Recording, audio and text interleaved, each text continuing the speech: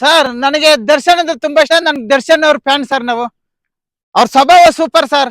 Sir ನಮ್ ದೊಡ್ಡಬಳ್ಳಾಪುರದಲ್ಲಿ ಒಬ್ಬ ಕಾಲಿಲ್ಲ ಬಾಟ್ಲಿ ಇಟ್ಕೊಂಡು ವ್ಯಾಪಾರ ಮಾಡ್ತಾ ಇದೆ ಸರ್. ಅದೇ ತರ ದರ್ಶನ್ ಅಭಿಮಾನಿಗಳು ಬಂದು ಅವನಿಗೆ ಏನ್ ಬೇಕು ಸೌಲಭ್ಯ ಮಾಡಿ ಎಲ್ಲ ರೀತಿಲಿ ಹೆಲ್ಪ್ ಮಾಡಿದ್ದಾರೆ ಸರ್. ಅವ್ನಿಗೆ ಒಂದ್ ಬದುಕಕ್ಕೆ ದಾರಿ ತೋರಿಸಿದ್ದಾರೆ ಸರ್ ದರ್ಶನ್ ಅಭಿಮಾನಿಗಳು. ನಮ್ಮ ಮಂಜಣ್ಣ ತಾನೆ. ಓ ಮಂಜಣ್ಣ ಇಲ್ಲೇ ಇದಾರೆ. ನೆನ್ಸ್ಕೊಂಡೇ ಬರ್ತಿದ್ವಿ ಯಾವ್ದೋ ಒಂದು ವಿಡಿಯೋ ನೋಡಿ. ಇಲ್ಲೇ ಕಾಣಿಸ್ಕೊಂಡು ಅವ್ರ ಮಂಜಣ್ಣ ನಿನ್ನೇ ನೆನ್ಸ್ಕೊಂಡ್ ಬರ್ತಾ ಇದ್ವಿ. ಮುಂದೆ ಹೋಗಿ ಹಿಂದೆ ರಿವರ್ಸ್ ಹೊಡ್ಕೊಂಡ್ ಬಂದ್ವಿ. ಮಂಜಣ್ಣ ಏನು ಮಧ್ಯಾಹ್ನ ಎಲ್ಲೋಗ್ತಾ ಇದೀಯ? ನಾವು ಎಲ್ಲ ಮತ್ತೆ ಪ್ರತಿಷ್ಠಾಪನೆ ಐತೆ, ನಾವು ಅಲ್ಲಿಗೆ ಹೋಗ್ತಾ ಇದೀವಿ ಸರ್. ಯಾಕಂದ್ರೆ ದರ್ಶನ್ ಅವರು ಜಲ್ದಿ ಈಚೆಗೆ ಬರಲಿ ಅಂತ ನಾವೆಲ್ಲರೂ ಕೇಳ್ಕೊಂತ ಇದೀವಿ. ಹಾಗೆ ಅಭಿಮಾನಿಗಳೆಲ್ಲರೂ ಬೇಡ್ಕೊಂತ ಇದಾರೆ, ಬನ್ನಿ ಸರ್ ಎಲ್ಲ ಮತ್ತೆ ಏನೋ ಕೇಳ್ಕೊಂಡನ ದರ್ಶನ್ ಅವ್ರು ಈಚೆ ಬರ್ಲಿ ಅಂತ ನಾವೆಲ್ಲರೂ ಕೇಳ್ಕೊಂಡ, ಬನ್ನಿ ಸರ್.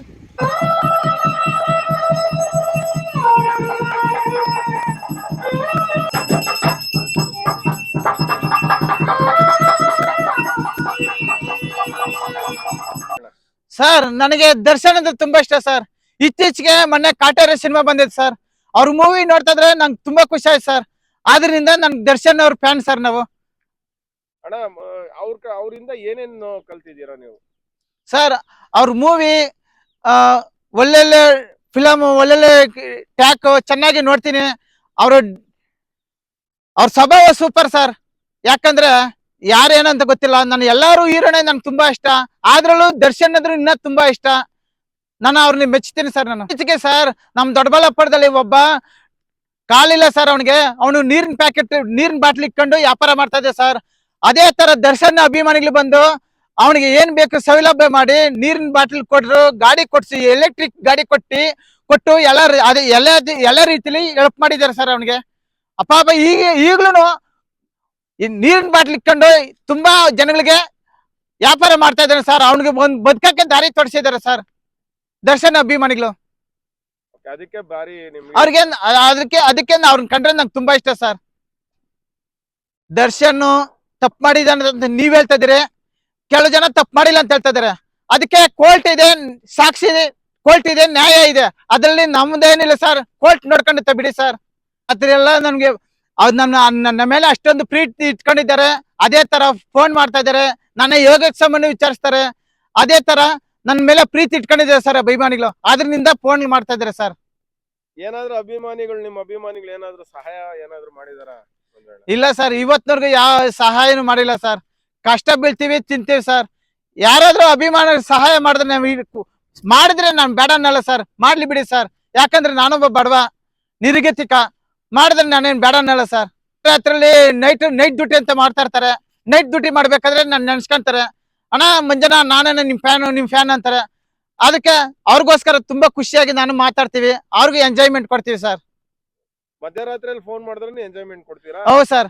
ನಾವು ಅಭಿಮಾನಿಗಳು ಯಾವತ್ತೂ ಕಳ್ಕೊಂಡಕ್ ಹೋಗಲ್ಲ ಸರ್. ಇಲ್ಲ ಸರ್, ನಾನು ಎಲ್ಲಾರು ಹೆಣ್ಮಕ್ಳನ್ನ ನನ್ನ ತಂಗಿ ತರನೇ ಭಾವಿಸ್ತಾ ಇದೀನಿ, ಅಕ್ಕ ತಂಗಿ ತರನೇ ಭಾವಿಸ್ತಾ ಇದೀನಿ. ನನಗೆ ಆತರ ಕೆಟ್ಟ ಉದ್ದೇಶನೂ ಇಲ್ಲ. ಯಾರೇ ಫೋನ್ ಮಾಡಿದ್ರು ನನ್ನ ತಂಗಿ, ನನ್ನ ಮಕ್ಕ ಅಂತ ಹೇಳ್ಕೊಂಡು ನಾವು ಅವ್ರಿಗೆ ಪ್ರೋತ್ಸಾಹ ಕೊಡ್ತೀವಿ ಸರ್.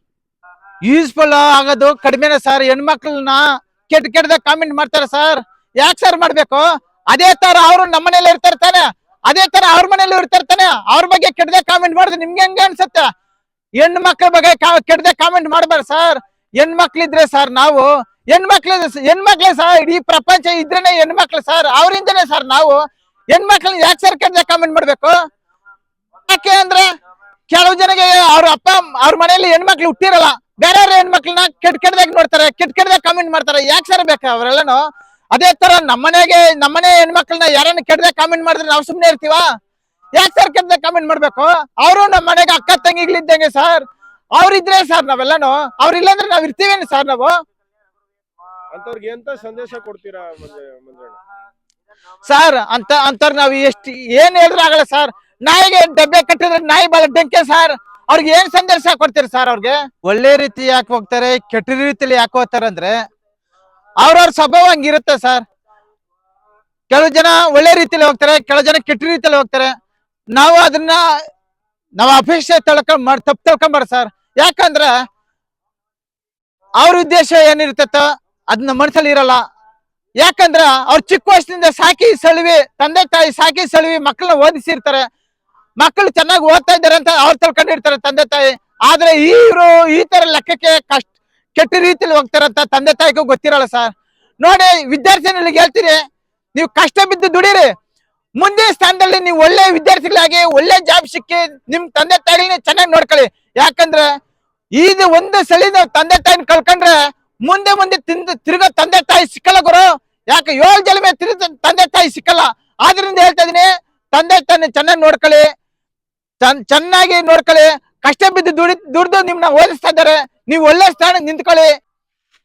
ಸರ್ 6 ಕೋಟಿ ಕನ್ನಡಿಗರೇ, ನಿಮ್ಮಿಂದ ಸರ್ ನಾನು ಬೆಳೀತಾ ಇರೋದು, ನನ್ನಿಂದ ಏನಿಲ್ಲ ಸರ್. ನೀವು ಬೆಳೆಸ್ತಾ ಇದೀರಿ, ನಾನು ಬೆಳೀತಾ ಇದೀನಿ ಸರ್. 50K 50,000 ಜನ ಆಗ್ತಾ ಇದ್ದಾರೆ ಅಂದ್ರೆ ನಿಮ್ಮಿಂದ ಸರ್. ನಾನು 50,000 ಜನ ನೋಡ್ತಾ ಇದೀನಿ ಅಂದ್ರೆ ನಿಮ್ಮಿಂದ ಸರ್, ನಿಮ್ಮಿಂದ ಸರ್ ನಾನು ಬೆಳೀತಾ ಇರೋದು. ನನ್ನಿಂದ ಏನೂ ಇಲ್ಲ ಸರ್. ನಾನು ಅಪೇಕ್ಷೆ ನಿಮ್ಮ ಹತ್ರ ಅಪೇಕ್ಷೆ ಕೇಳೋದಂದ್ರೆ, ಎಲ್ಲಾರು ನಾನು 10 ರೂಪಾಯಿ ಕೇಳ್ತಲ್ಲ, 50 ರೂಪಾಯಿ ಕೇಳ್ತಲ್ಲ ಸರ್. ನಿಮ್ ಕಡೆಯಿಂದ 1 ರೂಪಾಯಿ ಹಾಕಿ ಸರ್. ಯಾಕಂದ್ರೆ ನಮ್ ಜೀವನ ಹಿಂಗೈತೆ ಸರ್, ಜೀವನ ಕಷ್ಟ ಐತೆ. ನನಗೆ ನೋಡಿ ಸರ್, ಹೊಟ್ಟೆ ಆಪರೇಷನ್ ಆಗೈತೆ. ನಾನು ಸುಳ್ಳು ಹೇಳ್ತಾ ಇಲ್ಲ ಸರ್, ಓಪನ್ ಆಗಿ ಮಾಡಿ ಹೇಳ್ತಾ ಇದೀನಿ, ಹೊಟ್ಟೆ ಆಪರೇಷನ್ ಆಗೈತೆ. ಆದ್ರಿಂದ ನನ್ ಬಿಲ್ಡಿಂಗ್ ಮೇಲಿಂದ ಕೆಳಗ್ ಬಿದ್ದು ನಮ್ ಹೊಟ್ಟೆ ಆಪರೇಷನ್ ಆಗೈತೆ, ದುಡಿಯಕ್ ಆಗಲ್ಲ. 15 ದಿವಸ ದುಡಿದ್ರೆ 15 ದಿವಸ ಮನೇಲಿ ಇರ್ತೀನಿ ಸರ್. ಯಾಕಂದ್ರೆ ನನ್ ಜೀವನ ಕಷ್ಟ ಐತೆ. ಓಪನ್ ಆಗಿ ಮಾತಾಡ್ತೀನಿ, ನಿಮ್ ಕೈಲಾದ್ರೆ 1 ರೂಪಾಯಿ ಸಹಾಯ ಮಾಡಿ, ಇಲ್ಲ ಮಾಡೇಬೇಡಿ. ಯಾಕಂದ್ರೆ ನನಗೇನು ಬೇಜಾರಿಲ್ಲ ಸರ್, ನೀವು ಮಾಡ್ಲೇಬೇಕಂತೇನಿಲ್ಲ. 1 ರೂಪಾಯಿ ಮಾಡಿದ್ರೆ ಮಾಡಿ, ಇಲ್ಲ ಬೇಡ ಸರ್. ಅಷ್ಟೇ ಸರ್ ನಿಮ್ ಕೇಳ್ಕೊಳ್ಳೋದು.